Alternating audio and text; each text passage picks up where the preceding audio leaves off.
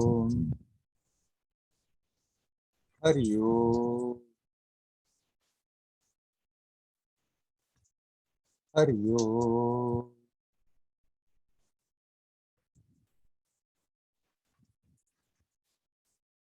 Hello, my friends. Again, we had just quite the storm before the Satsang. Now the wind has calmed down, fortunately. It's raining, but we should be all right.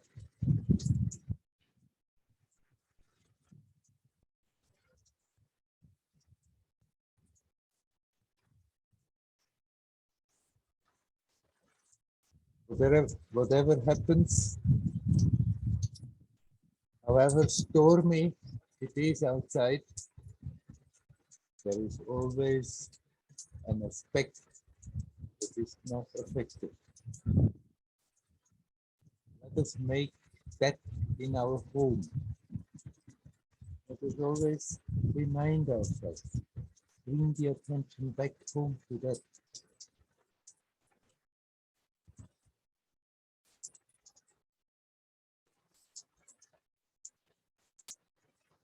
All kinds of things may happen in the world, not nice things. If one sees that, if one hears about it, one can have the tendency to get depressed about it. There is always that aspect that is not affected.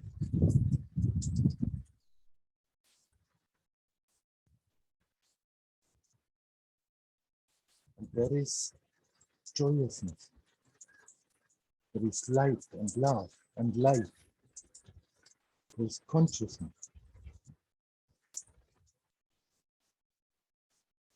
Totally unaffected by whatever is happening.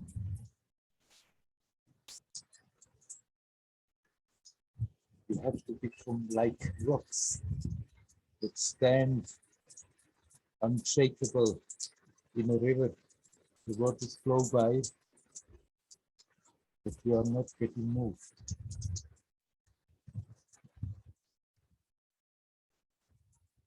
This world is a place where we can learn to develop that strength.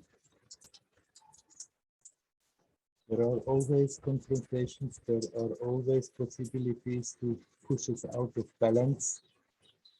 But behind that which makes the experience possible is unshakable. Even if there is a period where it's difficult to connect with that, just don't forget it. What I am, what is, nothing can hurt it. Even if superficially it feels like we are getting hurt, we are getting affected, it's very difficult even to remember without consciously being capable to connect. Remember, there is that aspect in me that cannot be affected, helps us tremendously to go through difficult times.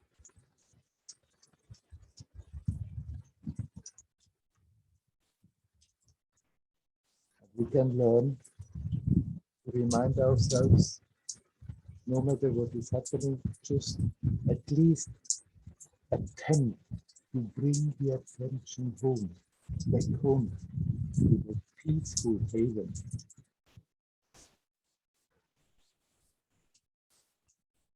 It's never absent, it's always there. And even the attempt is already changing the way we are experiencing things.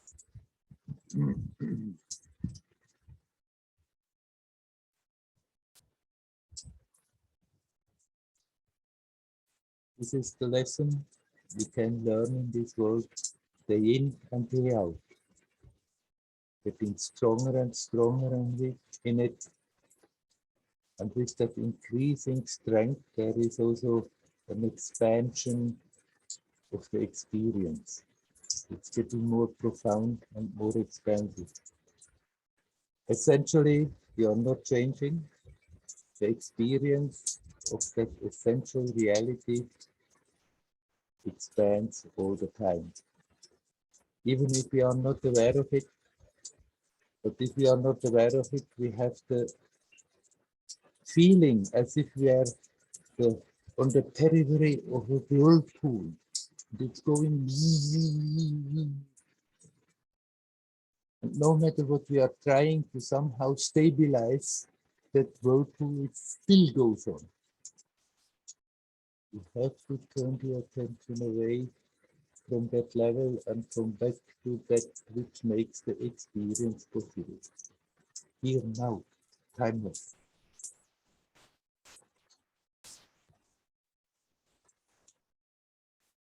And then no matter what is happening, still we are aware there is a joyousness of existence unaffected by it. I'm concerned.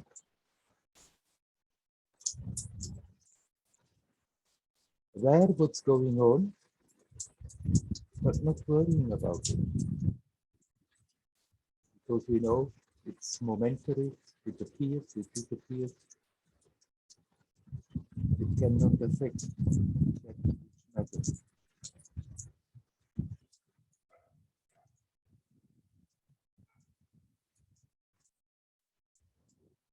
You are that. Even if we are not aware of it, doesn't change the fact. You are that. Good to remember, it's good to attempt as much as we can to bring the attention back to that and learn to let go, learn to relax.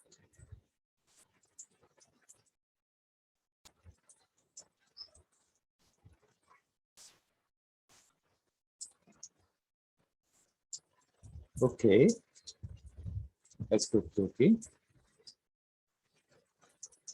Is there anybody who would like to come in and say something? Yeah. Werner, I don't want to come in yet, but can you come closer to the microphone? I can hardly hear you. There's some sound. I yeah, see. A little bit. Yeah.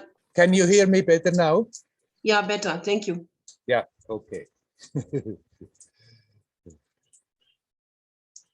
Hi, Werner.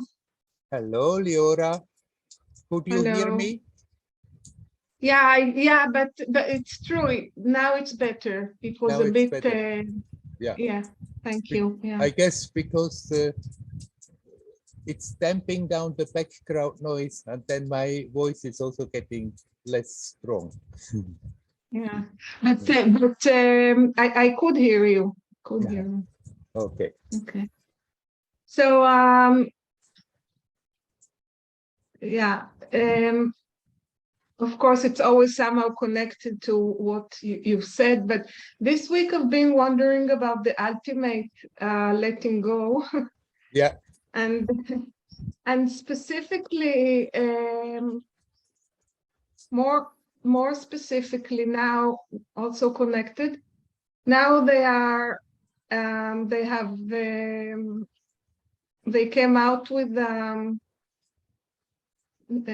notification. I forgot the word anyway. That the COVID is somehow over, meaning that now it's becoming like the flu or anything else. So I go with my thoughts backwards and I think, oh my God, I mean, thanks God I was able to somehow keep on walking my path without panicking with the COVID, not using a mask most of the time and only were in places where I had to. Of course, I live in this village, so it was less necessary. But also with the vaccination. Now, of course, all the people that were on my side are coming out with declarations and very interesting things what people already have to say one day after actually the declaration that it's over. And this all brings me to also in medicine altogether, how we are now told by the doctors all the time about how high cholesterol and high sugar and high this and down this, low this, and do this and don't do that. Because if you do this, then you have a heart attack or whatever. And if you don't do that, blah, blah, blah. And one thing for myself is, of course, the sun, which definitely have been, for me, it brought a big damage to my skin, even though maybe my skin had the tendency to have like actually skin cancer. Of course, the sun definitely is not good for my skin. That I know for sure. Other things I know from sure, only from what my body tells me. If I eat too much this, then I can feel it in my tummy and all that. If I drink too much coffee, and yeah. If I don't drink water for a whole day, of course I feel it in the evening. But I just wonder how we are told. There is a better word, but I'm not sure now. We're given all the time facts like I just told about, and there are so many more. Even the situation in Israel now. Okay, it is a situation. I'm not saying it's great, but we don't know where it's going really. Specifically now, we know less. When maybe 3 months ago, we could maybe tell, but now we can't even tell where it's going because it's changing all the time. It's changing. And it's going to unexpected directions, I would say. So I just wonder about my question was about ultimate letting go. Yeah. And what I believe is part of it, really. Okay. Beliefs, maybe I would say beliefs that we are, yeah. Let's come to the first part. You are being told all the time, do this, do that, because this is necessary for health, this is dangerous for health. And you are very well instructed to develop that confidence that you listen to your own body, that you listen to your own feeling, and not let whatever you are being told make you afraid all the time, because that fear is certainly not something healthy.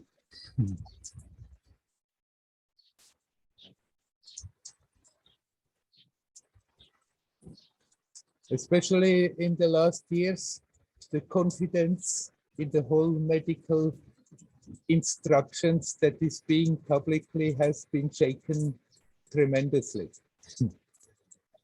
And we don't have to just push everything away and say, no, no, no, I don't want to hear that, but you can develop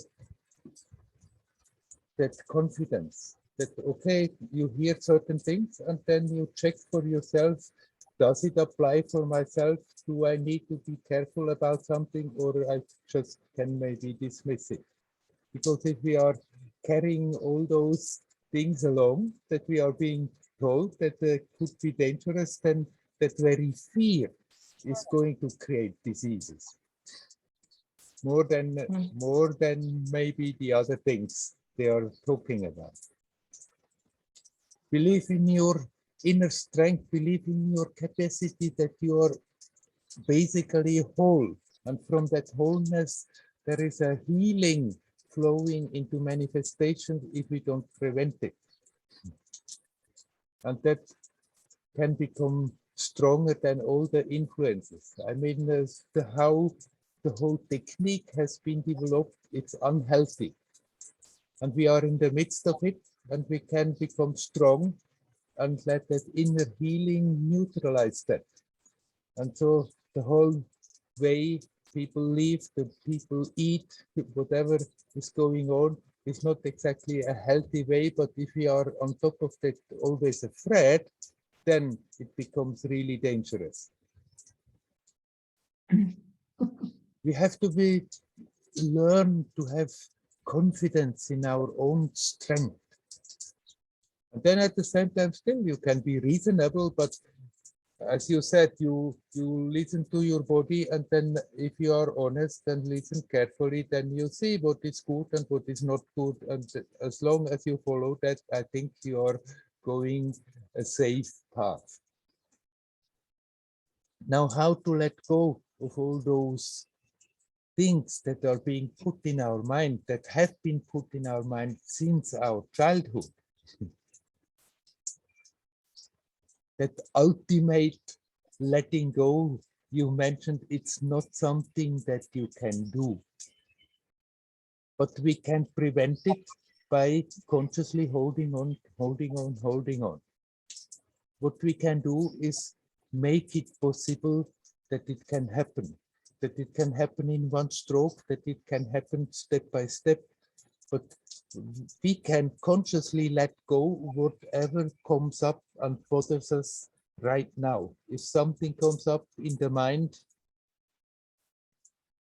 a memory, something that exactly something somebody has told us is dangerous and we feel that we are worried about it, then instead of dwelling on that subject, we can redirect the attention to our experience and see how these ideas, how these emotions are affecting our experience.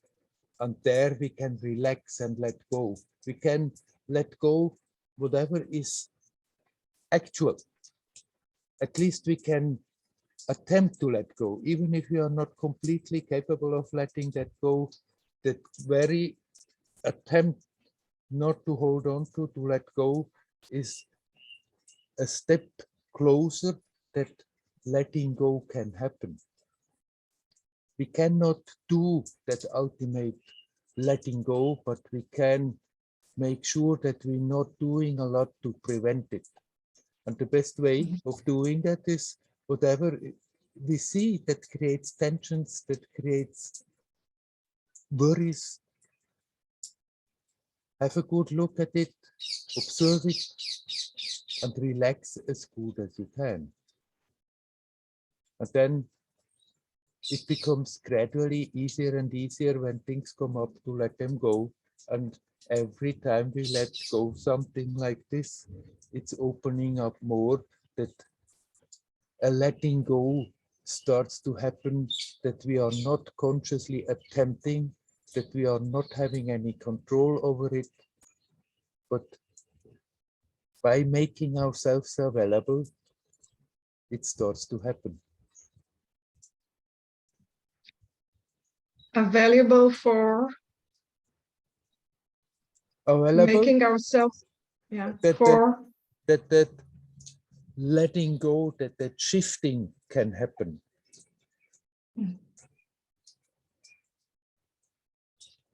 So why do you use the word available? To be, that's letting go. That's letting go. That's a lot of letting go to be available. Yes. Somehow you let go whatever comes up, whatever is troubling you right now, and like that you are being available, that more letting go can happen by itself. Or anything else that should be happening. Yeah. I think about my grandchild, the girl. She's so, like, being with a child altogether, or with people sometimes, to be available to the, again, to the ultimate need. Maybe it's not personal even, but if there's need for attention, if there's need for a hug, or with my grandchild, it's like my granddaughter, it's like being available for her needs, for her, if she needs a hug, yeah, as I said. So, yeah, I And just think about that. The more you are Yeah. capable of letting go, the more you are capable of being with yourself. This all that you're describing now, this starts to happen effortlessly, spontaneously. Yeah. It's not that you have to make an effort to be available for other people. It's more that you have to stop creating all that armor of tensions around Yeah. you, and then it happens spontaneously. Yeah. Yeah. So it's less fear, less worry. Yeah. What should happen should happen. If I make a so-called mistake, then okay, I learned from it. Yes, I can relax. Okay. right. Okay, that's very, yeah, helpful for now. Yeah. You're welcome. Thank you, Werner. Thank you. Hari Om. Hario, Hario. Hari Om.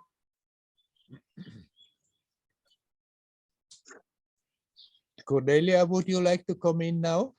Yes, I would. Thank you. Can you hear me?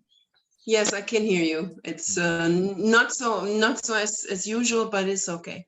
Uh-huh. Maybe with the connection here because of the weather, I don't know. Yeah, there are also some like noises a little bit, you know, like a little. Yeah. Yeah, it's okay. I can hear you. I come also as close as I can. And Let me see whether this makes a difference, but I don't think so. it's okay. Does it, can you hear better? Yes, no, it's okay. Yeah, Yeah. same. Yeah. Same. Yeah, it's as usual. I'm very happy I can be in the satsang today. And as usual, already about the stormy weather was speaking to me. It's more inside the stormy weather, and also what Leora asked about letting go, and then this availability you just discussed. It's kind of all speaking to me very much. And of course, my issue at hand right now is the relationship that started, right? Yeah. And we saw each other last weekend because we celebrating the 1st of May in Germany, and we celebrated with dancing. And so that's very romantic to meet somewhere and go for a dance into this beautiful weather and beautiful season now. And it was a nice weekend, even though pretty intense. And with, you know, close together, and we kind of take it slow, at least physically. I mean, this is new for me and it's very good. And the other parts were very intense. And then like this again, and yeah, what I noticed and what I really need to let go is, how can I say that? Since I'm home, it seems, and always like he's more like avoiding contact and avoiding, and coming home and feeling this kind of not feeling connected anymore. I also noticed my own avoidant part very much. I just want to run, you know, I just want to run. There is a part that, and I worked on it in therapy. It just triggers that baby, you know, baby part. Mother not there, mother there, mother not there. That was very strong with my mother, not available. Even when she was there, she was disconnected. She was dissociated a lot. And this is also happening with this person. And this person is also has some addictions, and on some he's sober, and others he's acting out. And that is really something I'm really kind of powerless, you know, I have to surrender, and I have very difficult times now. We even not writing a lot of messages these days, and actually no one. And I'm like, yesterday I was driving myself totally crazy. And what helped me was really think about what you always say and sit in front of Ramana's picture and just look into his eyes and sit there and see the gaze, you know, and that kind of make me land again in myself, or wherever, what is myself, in some kind of peace or breathing or being present again. So my question today I did some gardening before our meeting here, and I noticed that whatever I do, like let's say 80% of my attention is not here with what I am doing and being, is in what is he doing when we did about future or past or whatever. So not my business, right? And I don't know how to let go of that. I mean, yes, I can always, what you say and what I practice really the whole morning doing the gardening, going out there, coming back, come here. But it's like a fight all the time, and it's very, very exhausting. Mm. Yeah. Actually, I just want to, part of me wants to end it all, because I want to come back to my, where I was when I was in India. I was just me, or this one being in the surrounding there. And yeah. And I want to have that state of mind or whatever it is. Yeah. Yeah. So how can I be in a kind of, also let space to the other person and myself? I was way too fast again. It's just too much. It's good that we have space, but yeah, I don't know. I'm confused. I'm addicted, kind of on the. It seems as if I'm addicted to the clinging itself. You know what I mean? As if the holding on is that what I'm addicted to, not the person, but this wanting it something. Yeah. Right. I can't put it clearer, but maybe you get what I want to say. And old habits, of course, they not always go so easily. From the beginning, when you were talking about this, you said, now we want to do it very different. And you have externally done it different, but then in your psyche, you see the old familiar patterns, they are coming up all the time. And the real difference is that, okay, you see those, it's not so pleasant that they are still there, to see that they are there and bothering you. But then instead of fighting with them, okay, let the thoughts come up. When you see you're going to, if you simply can drop it, fine. But if you see it comes and pulls and comes back all the time, then let the thoughts come, let the emotions come, and don't fight it. But instead of being taken in the midst of it, observe. Observe what it is doing to you right now. How you are getting cramped, how you are getting full of tensions, how you are feeling uneasy about it. And then focus on those reactions, on those experiences in the now, and learn to let go that. Instead of trying to let go the thoughts and push away the thoughts and the emotions, then if you deal with them like that, then the old habit is not getting strengthened, it's getting weakened. We have strengthened those habits because we have repeated them over and over without being quite conscious that we are doing it. And if we are consciously let it happen, it's not necessarily pleasant then to see, oh, I'm thinking like this, I'm feeling like this, but if we can observe it and then learn to relax it, it's like the energy that is in the current of that habit starts to dissipate and becomes weaker. Mm.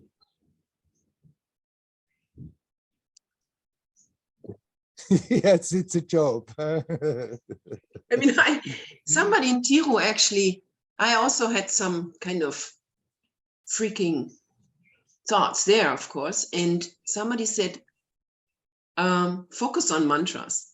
Mhm. Sometimes I do that. Arunachala Shiva all the time, whatever I'm doing, that helps a little bit.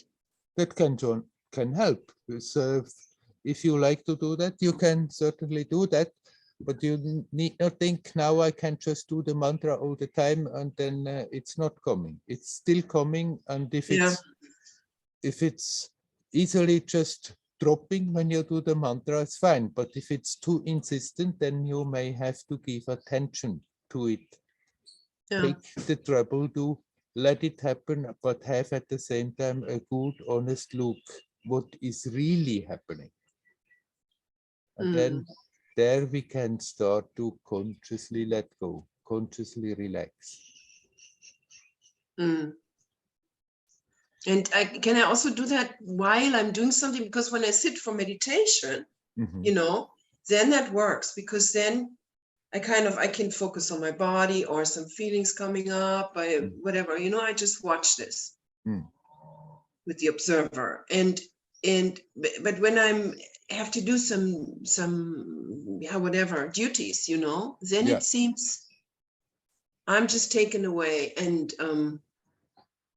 I'm totally, not Well, totally. it depends what. If you do household work or work in Yeah. the garden, then Yeah. you can, if you really try, you can see it's not so difficult to do it also when you are busy. If you are more intellectually absorbed, it's a little more difficult, but eventually we can even there learn to consciously relax at the same time. Yeah, okay. I mean, what I notice, what helps is when I don't have an idea of the outcome of this path. You know, we just, for example, last weekend, in Germany, we had that saying, you know, when we were kids at school, we said, wir gehen zusammen. Yeah. Yeah. Wir gehen zusammen. So we decided to walk together for a while, you know. Yeah. That's a nice way to put it. And if I don't focus on the outcome, how it has to look like, or that helps, and it's just walking together, and sometimes closer, sometimes apart. Right. And they're Basically, that's something you can live by for all the aspects of your life, that we stop always having idea how it must be, how everything must develop, because even if we have ideas, so many times it's just not developing the way we want it. exactly. Right. Yeah. Okay. And you learning to be conscious and more relaxed in the present is definitely the best influence for the future, and not worrying about the future.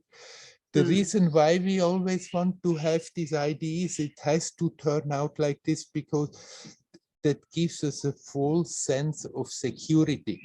Then we think, if it happens like this, then I'm feeling secure. But that's a false sense of security, because nothing external can really make you secure. You have to become aware that security is already there in yourself. Nothing can really happen to that. And whether I perceive it or not depends on the state of my nervous system. That is totally clear to me, you know. And when my nervous system is like this, I perceive threat no matter what is outside there, you know. That's why I also know I can't trust my perception anymore, as long as there is something like this, you know. I have to first calm that down, and then I perceive things a little more close to how they really are. Yeah. Right. Yeah. Okay, thank you very much. You're welcome. Hariho. Hariho.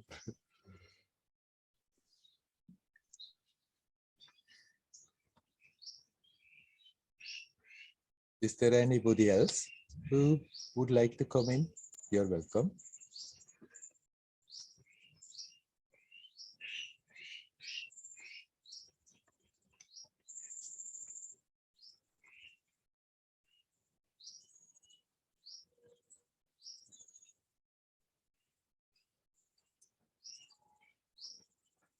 We are always looking for a sense of security.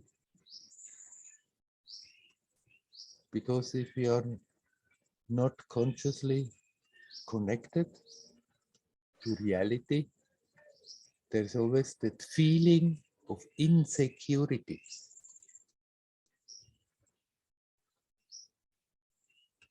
And we don't like it. Why? Because we know deep down, naturally, that security is there.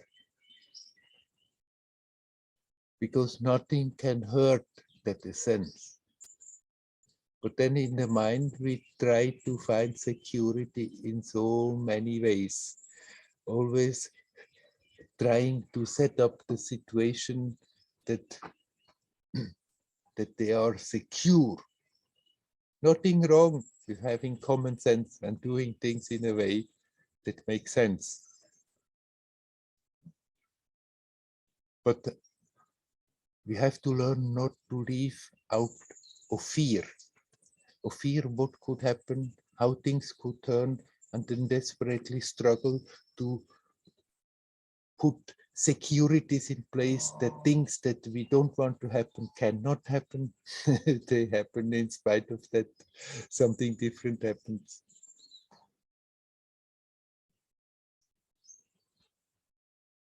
If we learn to relax and just be quiet, there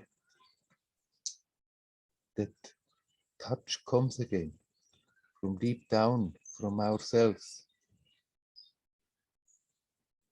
That security we are looking for in secure circumstances is already there.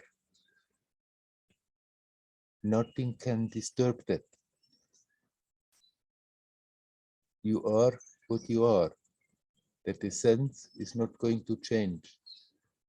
Nothing can hurt that. That is the real security. Outside we can, with common sense, set up things that they not inviting trouble, but at the same time, everything is changing all the time in manifestation. Whatever we are struggling to set in place, it's changing all the time.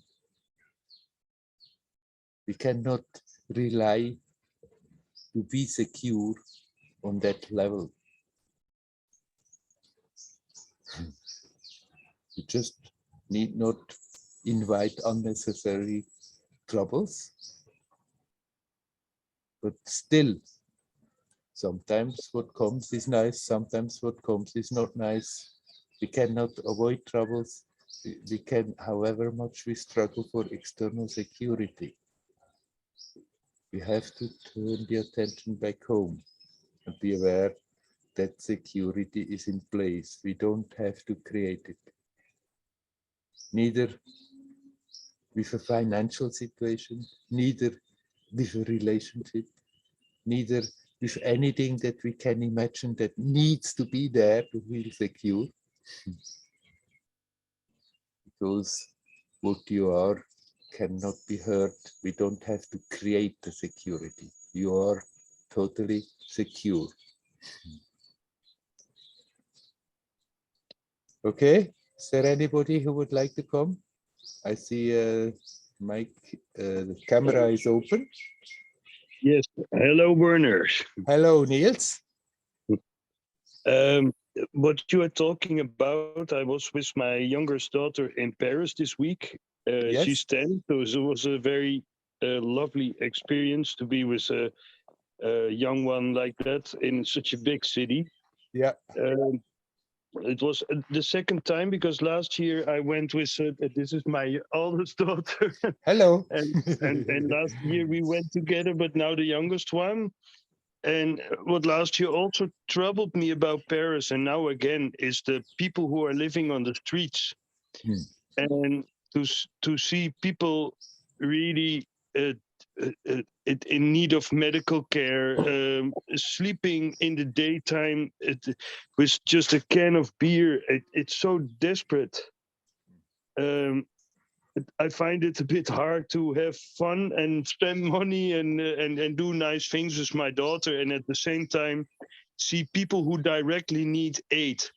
And it brings me to a place in myself where I feel very insecure. Like this could happen to me. These people didn't want this to happen to them either. So nobody wants to lie down there in the street and have nothing. So it really hurt. It's really hurting me to see people like that. and it also makes me feel very insecure about what can happen in life. Mm. So you say you have to feel that security in yourself, and I don't feel it really at the moment. Yeah, yeah. Of course, when you see such things and then you imagine yourself in that same situation, it can be a bit frightening.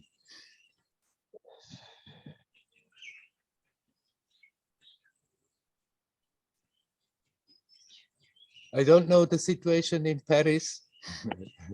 I know this.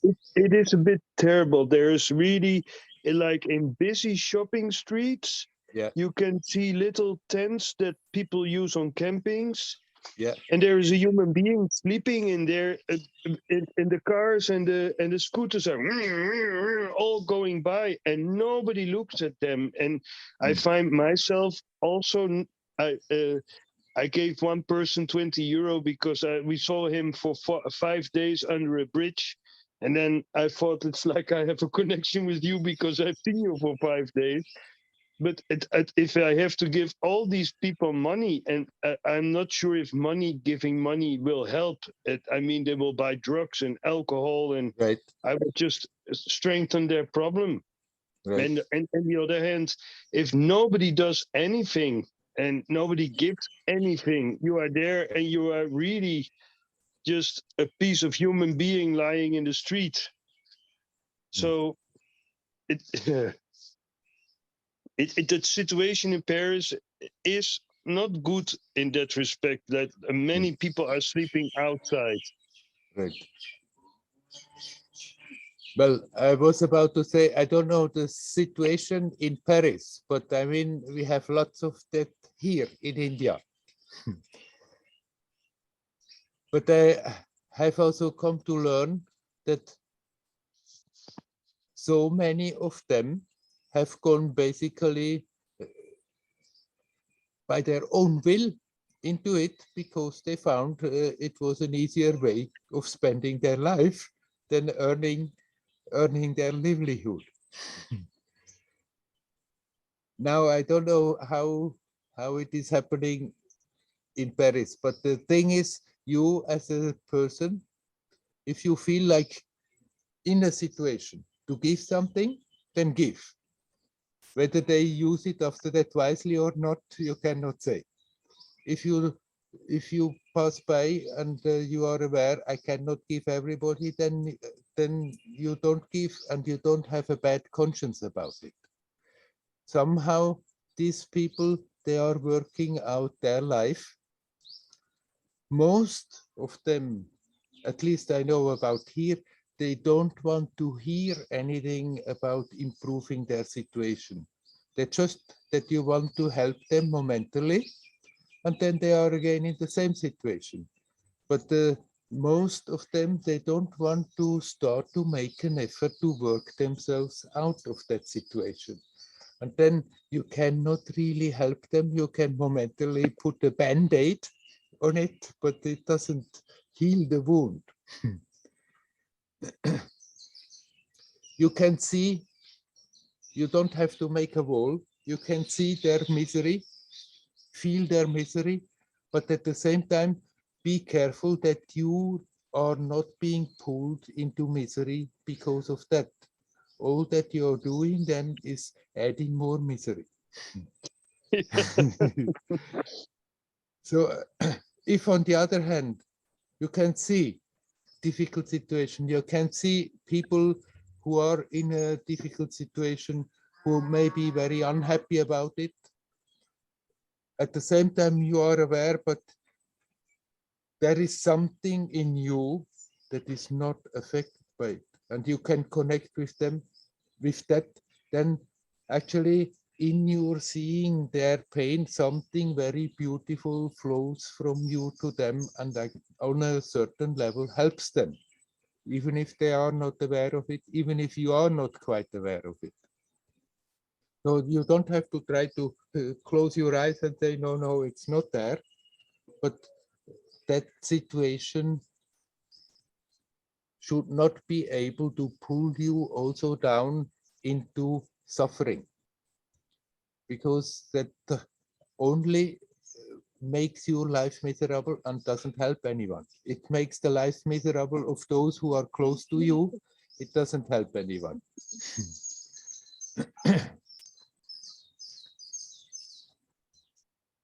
Whatever you see, whether you see nice things, whether you see not nice things,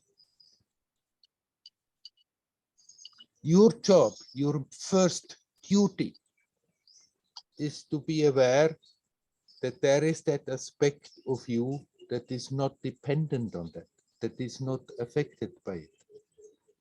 And the more you are capable to do so, the more you radiating something that is very beneficial and beautiful. It will not necessarily pull people out of their situation, but still, you're just seeing them and connecting with them is giving them something, even if they don't know it. And on the superficial level, as I said, most of them, they are not willing to make any effort to work themselves out of it. And then how do you want to help them on that level? Well, willing, and I've seen it with my brother. He committed suicide 10 years ago. Yeah, And at some level, people become so depressed and so crazy yeah, that there is no way to reach them. yeah, And it's not that they're not willing, but the burden of the negativity is so great that no human being can come out of it without help. And then what I found very strange is my brother, that to all of us it was so clear that he needed all this help, but then to the person, to him, it was absolutely unclear he needed that help. So he couldn't accept the help that he really needed. that's the thing. So it I guess these people have made a wrong turn several times in their life, and then at some point you get so many wrong turns, there's no turning back either. Right. That's exactly the thing. That readiness to accept help is also not there. If that is there, that they say, I want your help, but they have their ideas what help means. That means momentarily do something that is pleasant for them, but that's not really necessarily helping. That readiness has to come from the person itself, and then the help is possible. And the help will also come when that readiness is there. But when that readiness is not there, you can try, and most of the time they get even annoyed at you because they don't want to change their miserable state. And if somebody is so locked into it, then I guess in the long run, that is what they have to experience. But I can assure you, nobody is going through suffering in vain. Nobody is going through all those pains for nothing.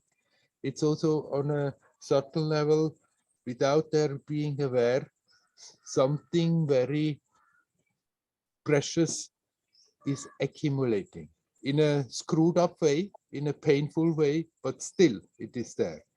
And that being who is going through that, even if they go out of that life and never coming out of their misery, that wealth they have accumulated going through that experience remains with them. And that same being somewhere, somehow, will consciously start to reap the fruits of it.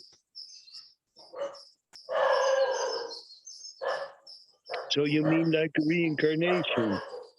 I mean, the life, the consciousness, the flow continues. It's not started with birth. It's not stopping with that. I'm not adhering so literally, strictly to the reincarnation theory as it is being told traditionally. But life is not stopping. The experience is not stopping. It's unfolding. And that experience of living in misery in a human form, if that is chosen to such a strong extent that they are not willing, not ready to accept help to come out of it, then that is what they need to experience. And in the long run, it will be enriching for them, that experience. Don't let yourself be pulled all the time into a bad conscience because of that. When you see that, if you spontaneously feel like you gave 20 euros to a guy, if you spontaneously feel so, do so. If you don't have a bad conscience about it. If you meet people in misery and they approach you and they are ready for help, then by all means give a helping hand as good as you can, if they are willing to accept it. But you can't force it on them. If they are, I agree. yeah, it's not possible. You will only go around in their circle for a while, and then they will just continue exactly as before. Right. And it's a waste of my opportunity to become more positive. Mm. Or more positive to become more connected. Anyhow, the best we can do for the whole rest of existence is make peace in ourselves, become strongly rooted in that one essential reality. That will automatically help everyone who comes in contact with you. I think Ramana also said that the biggest gift you can give to the world is to get realized. Yes, definitely. I would so love to add something to this topic. Would that be okay for you, Niels? Yes, I leave it at this. Thank you, Werner. Ariom. Okay. No, I want to add something to your Oh. question. Because Okay. I'm sitting with the homeless in my city now for Monday to Friday, almost every day for lunch. Yeah. Where there's a church organization offering lunch to people. And I have to say, it's not my experience what it looks like if we look from outside. Yeah. I'm now sitting with these people, and I just love them so much, and I feel loved, and we are a great community. And they know by now that I'm not coming because I'm homeless and I have money. Yeah. And these are so beautiful people, and they exactly know where to get what they need if they want it. Yeah. And I have such a respect and just love for the choices they make. And it's choices, a lot of choices. Some is maybe a disease and something, and a lot is choice. And that is also Würde,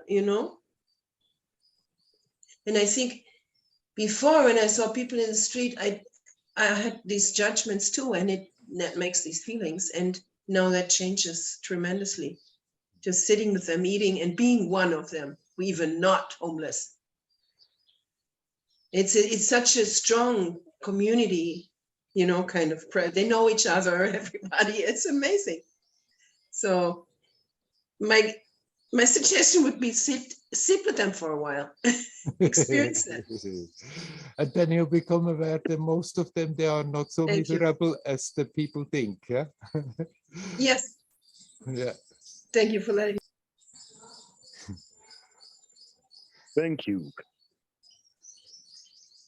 Shall we leave the subject? Okay. Yes, both have gone out. Is there anybody else who would like to come in?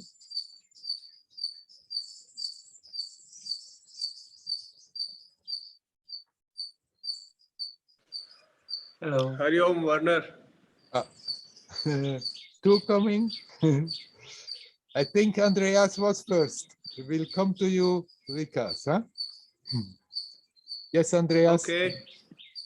Thank you, because it's connected to what we're just talking about. Because could you explain how the people are benefiting from their suffering in later on in more detail?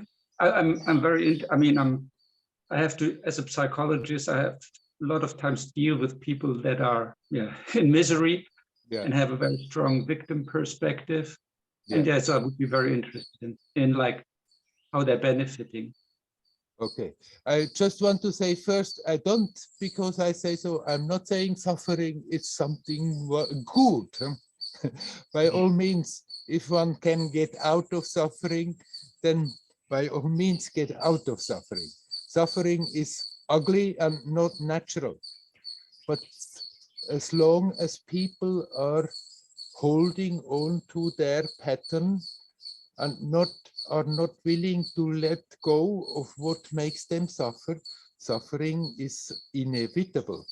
And then I say it is not for nothing, because that experience of pain, physically or emotionally or intellectually or all the three, that experience of pain is creating an intensity. And the more we are creating an intensity in our life and in our experience, the more something very subtle, very beautiful is harnessed, is there in our stock to make the experience expand. And everybody who comes in this world, even if they live very unconscious, never have a spiritual thought, but just because of all the trouble going from day to day and facing all the pains and tensions, they are getting out of this life much richer than what they came in. And that riches is staying with them. All the other stuff that we are trying to accumulate, we have to let, when we get out of the life, nothing remains. It's all back. But that subtle strength that is accumulated, whether we know about it or not, it's still happening. That remains there. That is there as a wealth that we get when we get out of this life. So somebody who is suffering, they are much more living much more intensely than somebody who goes through life very bored and half asleep. There is a very little intensity. Of course, it's a very unpleasant way of being intense, to suffer, but still there is an intensity there that is not for nothing. So the intensity is important.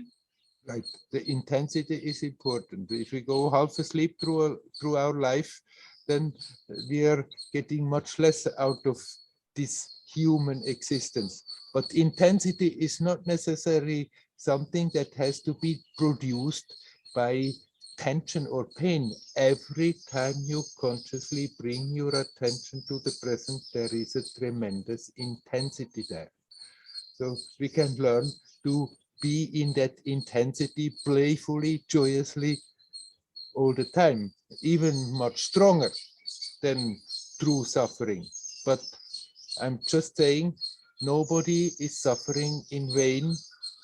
Still something is subtly accumulating, and eventually they become aware, okay, it was not for nothing.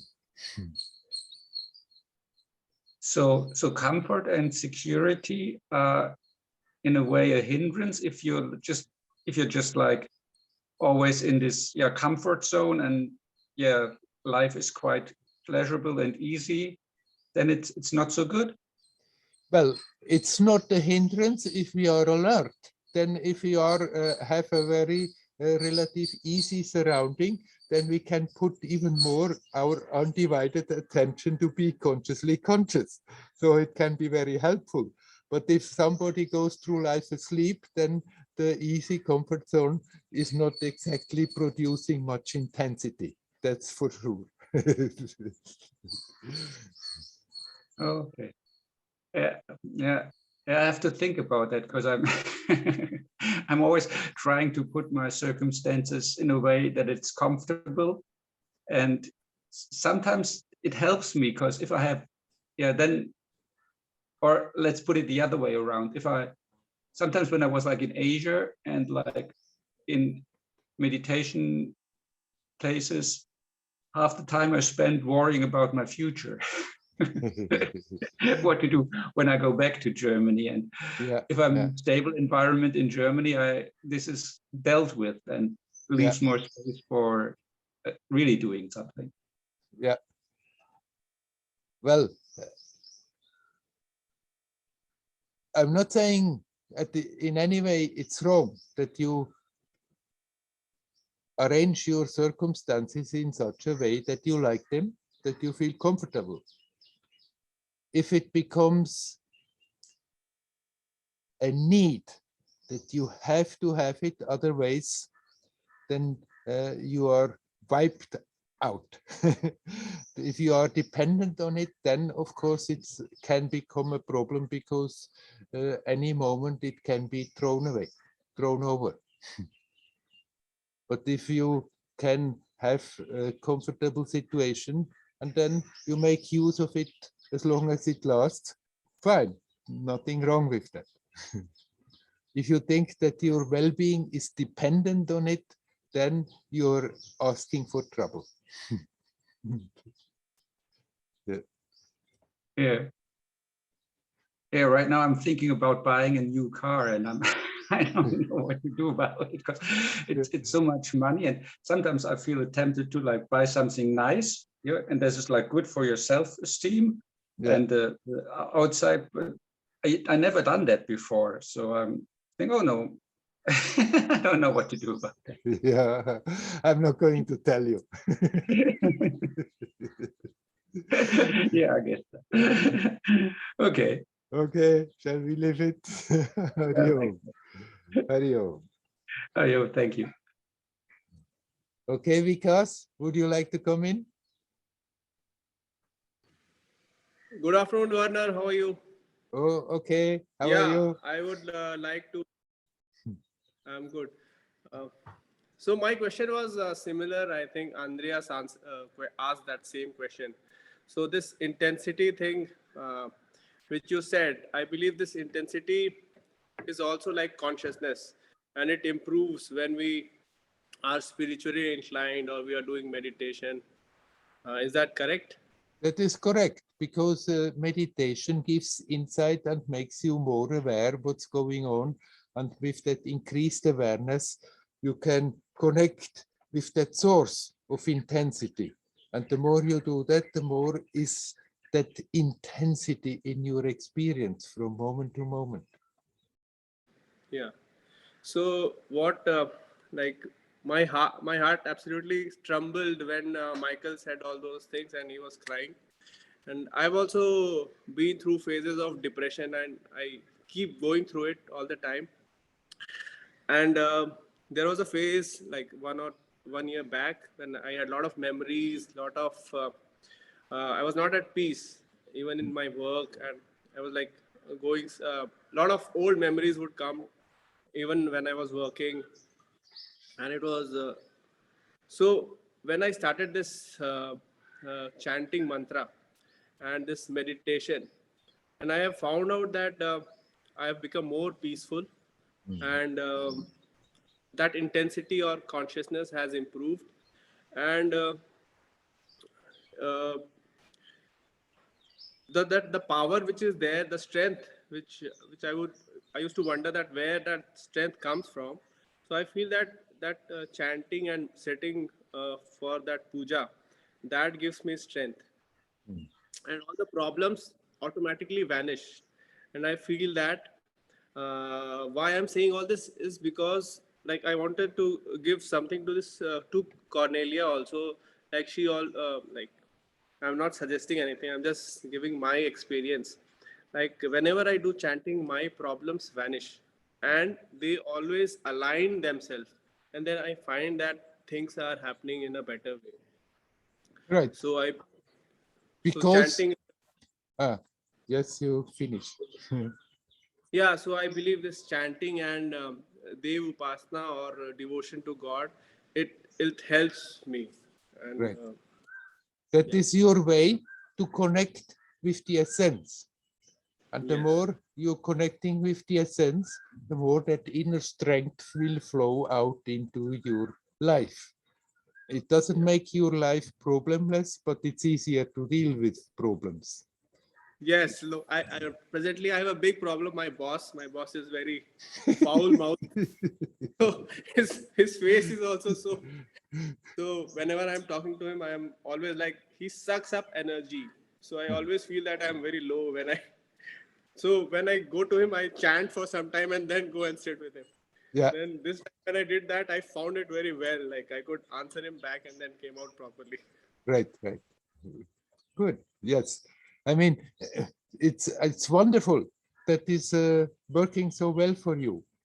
Chanting is one way of connecting with the life, with the present, with your essence. For you, what chanting works well. For other people, it would not necessarily work. You must have an affinity for it. Otherwise, somebody seeing this text and try to chant and think, well, why should I chant this? If that heart is not in it, then it doesn't work. But then when chanting doesn't work, then something else works. What matters that is while you are chanting, you are more consciously connecting with that current of life, with yourself.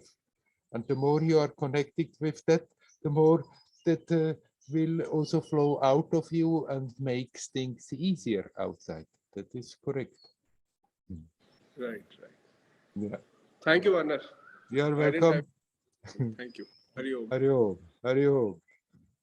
Have you seen Cornelia has saluted you?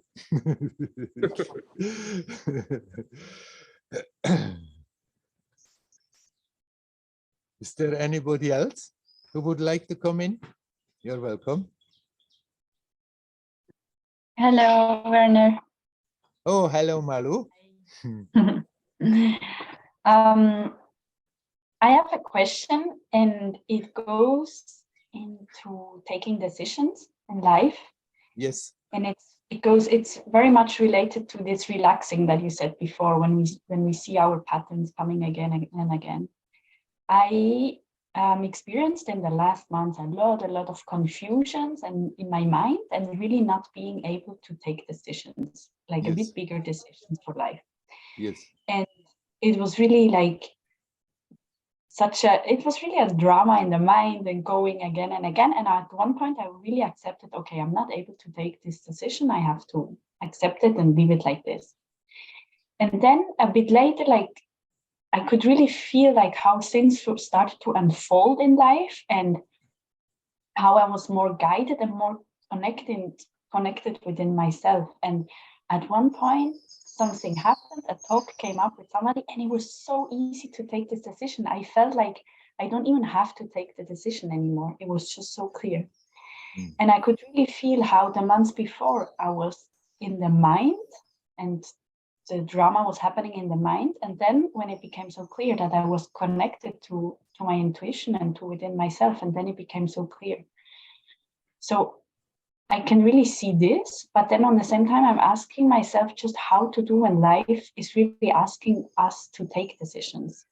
If these situations are coming up and we are just realizing somehow we are not able to take it, or we are not connected in this moment.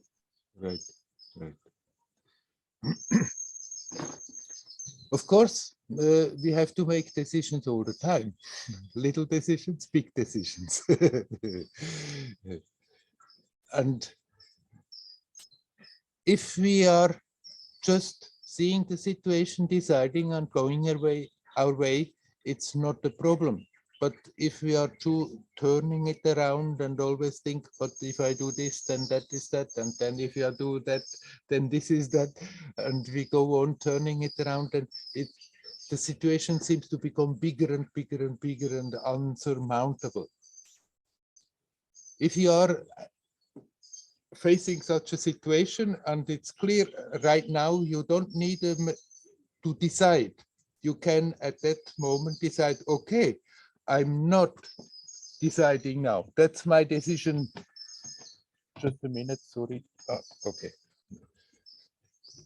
I need not make a decision and then not turn it around in your head, but as good as you can just leave it hanging. And then suddenly it may crystallize itself out all by itself. As it seems to have a bit happened with you, that suddenly it became easy. But then sometimes we stand in front of a situation and it's not easy to decide, and we do have to make a decision.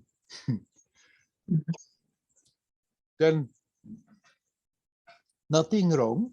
Intellectually, look at the to and fro, at the good this side, at the good that side, at the good bad this side, at the bad that side.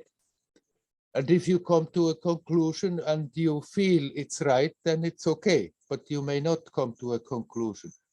And then try not more to be stuck on the intellectual level, but just be with yourself.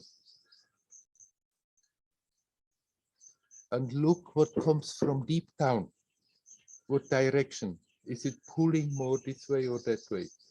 And we can, basically everybody knows where it's going along. Simply we have learned not to listen to that. And so what should be natural, we have to learn again, as if it's something new, to learn to listen to that inner guidance.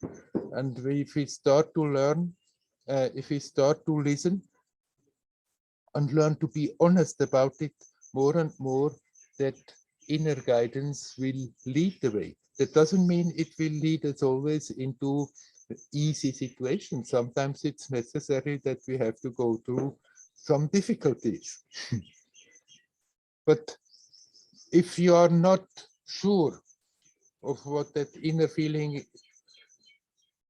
tells you and you need to make a decision now, then simply do that which makes the most amount of sense. And once you have decided, then go the way full-heartedly and don't waste your energy always thinking maybe I should have done the other thing. we can waste so much energy and think maybe it was a mistake. Maybe it was a mistake. Nothing is a mistake. We may have to learn something. And if we further down the road, we come to the conclusion, okay, it was not a very fortunate decision. So what? We are wiser for the experience and can adjust from there. It's also difficult to take decisions because of then there is that fear. I don't want to make a mistake. And most of the time, it's not even that important whether we decide this way or that. It's much more important that no matter what we are deciding, then we go for it and we are conscious and we are not handicapping ourselves all the time. And all the time doubting whether it was the wise decision, that is one of the main handicaps. So if we have to decide and go full-heartedly, and if you find after that, okay, it was a bit foolish, so what? Then a mistake is only a mistake if we consciously know if I'm doing that, it's just bringing misery and I have done it before and then still do it. That I would call a mistake. But otherwise, those so-called mistakes, they are not mistakes, they are experience that we are accumulating and getting wiser in course of the process. After all, when we look back in our life, most of the things that we know that are really deep there in our consciousness is experiences we made because we made so-called mistakes. So don't be afraid of making mistakes. Most of the time it's not even so important whether we decide this way or that way. But whatever you decide, then go for it. And don't wonder, well, I shouldn't have done it, I shouldn't have done it. No, go for it full-heartedly. And even if it's a bit a foolish thing, then do that full-heartedly and conscious. And then you are not wasting your life, you are not wasting your time. Everything can be enriching all the time. And when you say listening to this inner guidance and then becoming honest about it. Yeah. There I feel it's really, there the mind can sometimes be so strong and so tricky to play the game that, yeah, we don't trust that then. Right. Or Of course, that's what I meant with learning to be honest, because deep down we may very well feel where it's going along, but we don't really like so much the idea going that way, and then the mind can come up with all kinds of arguments and cover up that inner feeling and create a feeling, an artificial feeling that is contradicting. So being honest with oneself also should be a natural thing, but somehow we have learned not to be so. So that also is something that we have to learn by practicing, by consciously wanting to be honest. And then the more we practice that, the more and more we learn to really be honest. And if that honesty is there and that inner guidance comes, and even if the mind comes and tells other things, then you know, no, this is just my past, an aspect of my personality who is not so comfortable with going that direction, but I feel this is right, and then we learn to do that.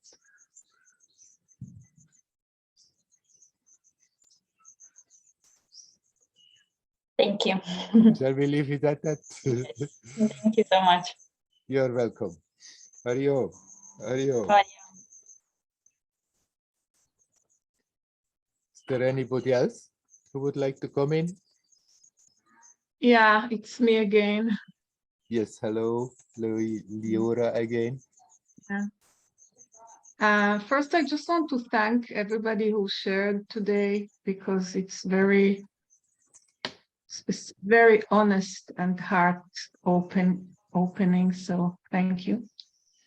And I had another question, but just also want to say from my experience, honesty, it really needs courage, because when we are really honest with ourselves, then for me at least, I feel I go I feel I go against, not against, but against, yeah, like what I spoke before, what the society tells me to do, and what, Yes. yeah. So just to mention that it does need courage to be really honest. But I wanted to share an experience from today, just before our meeting today, and my neighbor walked by. She's half age of me, half the age of myself. And I told her that I'm so happy with the dog, and probably if I live at least until I'm 80, the dog will still be with me, and maybe she will be after me. So feels like maybe for the rest of my life, maybe tomorrow, the dog will be with me. And then she said, yeah, but you live longer than 80. And I said, how come? How do you know? So she said that nowadays there is something that she and her partner, they read a lot about it. And doctors and scientists, I'm not sure, that they have developed a whole theory about being able to prolong the life of human beings, meaning that to solve all the problems that will cause us death. Not necessary to go to all the details, because I'm sure you understand. So when he told me that her partner, some maybe months ago, I said to him that I had something to say, but I'm not sure I like the idea. And again today, she was so sure, and she said, and then I said to her, but I'm not sure I want to live until I'm 150 or whatever. She said, what? How come? Why? And I said that I'm not sure I can now express, but maybe with you I can express that the whole concept of life, of being alive, is somehow so much connected with death, and also knowing that the body has its rhythm.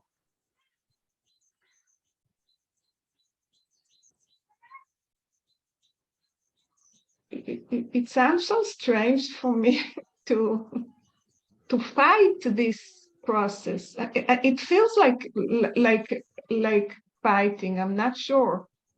But then we become addicted to go to doctors and they'll operate and they'll do stuff, give us medicines. I'm not sure what they do to keep us alive.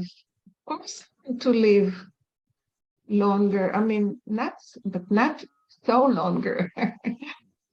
When the body tells sends me its message, it's becoming more and more difficult. And anyway, I would like to, I think you understand what I'm Yes. expressing and maybe asking. Yeah. Mhm. First, when you started, you said, yes, when you are honest with yourself, then somehow feels good. And that's exactly, perfectly right. If we are honest with ourselves, then we are at peace. Even if we create, because of that honesty, more opposition around. If we are making sure that everybody is happy with us, but actually deep down we feel it's not honest, then we are not at peace. It's always nagging. So it's much more important that we are honest with ourselves than trying to please everybody around. And now that led you in this topic of living longer. I mean, this is a momentary story. This human appearance, we may extend it for some time. There are yogis who seem to live for very, very long time. But whether we are living long or not long is not so important. It's more important whether we are living consciously, intensely, from moment to moment. And there is a great richness in that intensity of living now, and that wealth we are taking along. And we can live for a very long time artificially with medicine, extend the life and lead a very boring life. And then we can ask, what's the point in living so long? So I just wouldn't worry about living long or not long. You just live now from day to day. Why do you say boring? Well, I mean, unfortunately, so far, when I look at society, most of the people's life, I think it's rather boring. Yeah. With little intensity. There is those peaks of joy when they are excited about something, and maybe that peak of intensity when something goes not well. And most of the time, the rest is just somehow surviving till the next peak. Yeah. And if you live a relatively short life, but intensely, you bring much more wealth with you when you get out of that life than even a long life. But that long life is with little intensity. That's what I call a boring life, a life with little intensity. Yeah, and what do you say about this, like this wish or this effort? Maybe there is an effort there after all. I mean, if this works out, if this what these doctors offer, this passion, maybe, I don't know, for some people to go against the what I call nature, maybe in a way. I say Well, maybe about everything because, yeah, this is what I feel is nature now for me, that one day I die. I mean, right. And even if you live for 150 years, you still one day die. yeah, right. Right, Yeah. right. I'm not going to, I don't know what they are talking about. I'm having my Okay. doubts about the purity of the Yeah. present medical profession. So I wouldn't. Yeah. There are wonderful people there, and they are really there to help people. But the last years have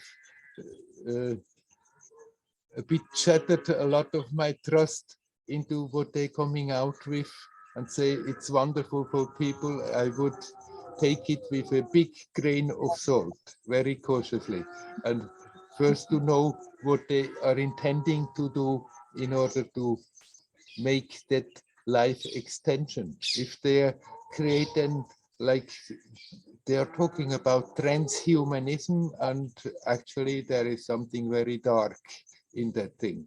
They don't want to do that for the good of the people and that they live longer, but rather also that the humans become more directable, more controllable. So I would be very careful with going that direction. Be true to yourself, and there is a healing power in yourself. And if you need to live longer, then that healing power from yourself will keep your body alive. Yeah. And Thank I you. mean, That's beautiful.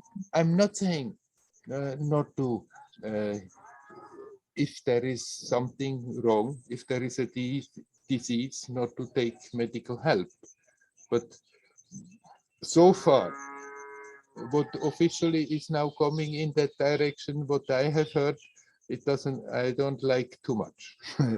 There is not such a purity in it, because most of the time there is not the intent behind for the well-being of the people. That's very sad. Yeah. Thank you, Werner. Yeah. Yeah.